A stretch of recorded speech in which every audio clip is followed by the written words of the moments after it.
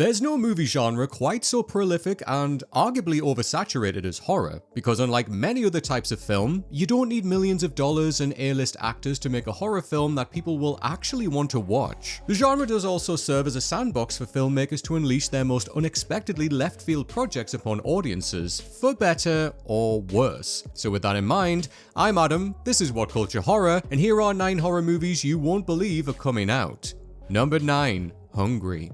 Though there have been talks of an official adaptation of the Hasbro board game Hungry Hungry Hippos for well over a decade, an unrelated horror film centered around a killer hippo is currently shooting in Malta. Hungry revolves around a hapless group of vacationers who end up assailed by a bloodthirsty hippo while holidaying in the Louisiana swamplands, with director James Nunn helming the project. It sounds like an absolute farce on paper, given hippos' common presentation in pop culture as lazy, sleepy, even harmless creatures. However, it's worth remembering that they're actually one of the most dangerous land animals on Earth, with their speed, strength, and tough skin making them responsible for 500 human deaths per year in Africa alone. While pulling this creature feature off on a low budget certainly presents its challenges, if successful it could end up doing for hippos what Jaws did for sharks, entirely rewriting their perception in society for better or worse. Number 8. Twilight of the Dead.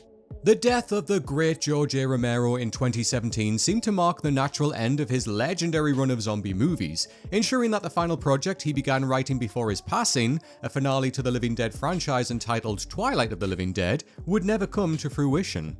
Twilight of the Dead was only partially written when Romero died, but in 2021 it was unexpectedly announced that co-writer Paolo Zelati was set to complete the script under the supervision of Romero's daughter Suzanne Romero. The story will reportedly unfold on a tropical island and revolve around some of the few remaining humans on Earth. While word went quiet on the project for a while, last year it was confirmed that Brad Anderson would direct the film, with Mila Jovovich and Betty Gabriel set to star. Though many horror fans will immediately dismiss Romero's final film given that he passed away some years ago, I mean the fact that the franchise is still shambling around at all, not unlike the undead subjects even, is quite the shock. Number 7. Blacula Reboot.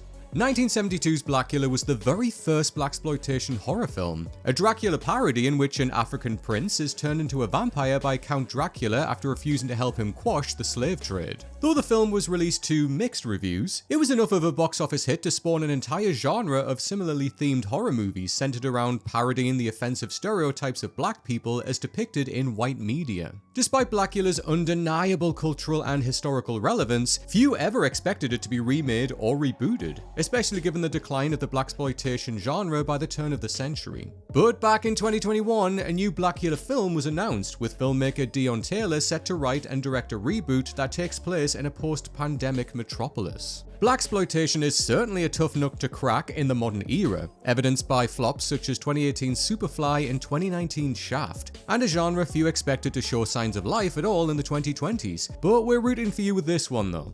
Number 6. Scary Movie 6. When the Scary Movie franchise apparently died following its disastrous 5th entry in 2013, it simply seemed like the time had come for the hit parody franchise to go away. Over a decade after the release of the last film, a 6th Scary Movie was announced, with the Wayans brothers later confirmed to be reuniting to develop the project. Even accepting the obvious brand identity of Scary Movie, it was a genuine surprise to see the franchise making a return given how parody movies have basically been killed by social media short-form content over the past 10 or so years. As such, many assumed there simply wasn't an audience for this type of movie, at least on the big screen. And so, it'll certainly be interesting to see whether or not Scary Movie 6 actually gets a theatrical release, and, moreover, if it's actually able to turn a profit in surely the most hostile period ever for the big screen comedies. Number 5. Dust Bunny.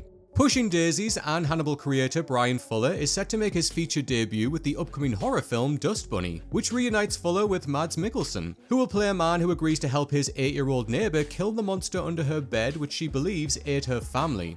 I mean, sure, why the hell not? Despite the premise sounding ripe for a campy horror comedy B-movie, listings for the film describe it more as a straight-laced horror thriller, with mild nods to the classic family horrors of the 1980s, such as Gremlins. Fuller's body of work certainly suggests he'll do something interesting with the wild setup, though it remains to be seen precisely what approach he's going to take with the titular monsters. Either way, with the fearless Mikkelsen playing front and center, this will hopefully be one of the most unforgettably bonkers genre releases of 2025. Number 4. The Backrooms.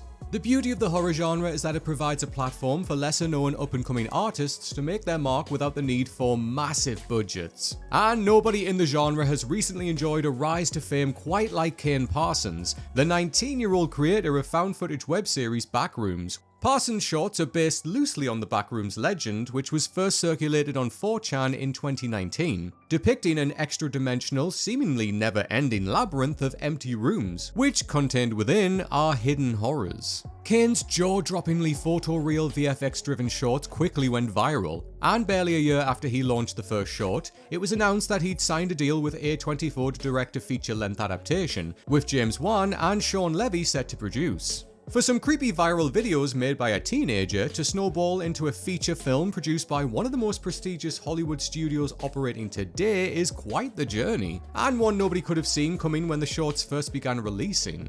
Though we've heard little in the way of concrete progress on the project over the last 2 years. However, why rush something that, if executed as well as Parsons' shorts, could deliver a much needed shot in the arm to the found footage subgenre?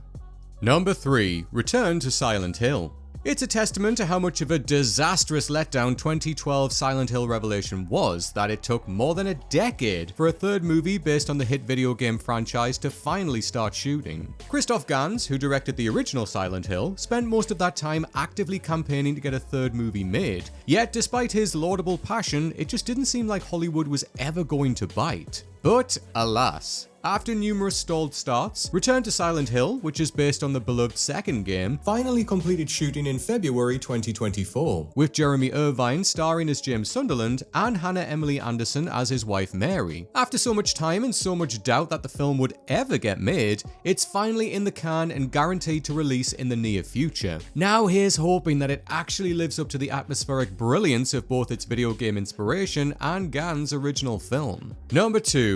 All the Mickey Mouse movies. After the success of slasher Winnie the Pooh, Blood and Honey, it was inevitable that the more popular public domain characters were going to get the low-budget exploitation horror movie treatment. And many filmmakers were salivating when the original Steamboat Willie version of Mickey Mouse entered the public domain at the start of 2024, ensuring that less than a year later, the market had already been flooded with an obscene number of Mickey-starring slashers. While you might have expected a couple of Mickey Mouse horrors to swiftly enter production, to date we've already had Mickey's Mousetrap, while countless more are on the way. Screamboat, Mouseboat Massacre, The Mousetrap, Welcome to the Mickeyverse, Mickey's Slay House, Mouse of Horrors, and most hilariously, Mickey vs. Winnie. It goes without saying that the public domain IP slasher trend is already feeling tired and played out, and so it's unlikely that the majority of these films will see much success, no matter how cheaply they're made. And number 1, Death of a Unicorn.